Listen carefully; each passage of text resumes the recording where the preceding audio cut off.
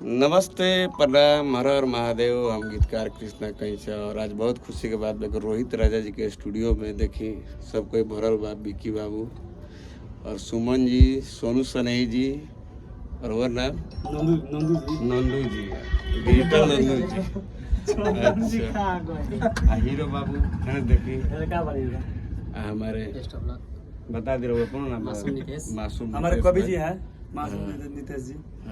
और बहुत प्यारा रिकॉर्ड हुआ है हमारे सोनू भैया के चैनल के लिए। वाह क्या बात है। दो आदमी के कॉल में चलता है कृष्णा भैया का सोनू भैया। तब हाँ रोहित जी रहो कुछ बोल दी। बढ़िया रहा है बस हम लोग प्यार गाना बहुत ही बेहतरीन रिकॉर्डिंग सब कुछ सुने मजा आई सुन के।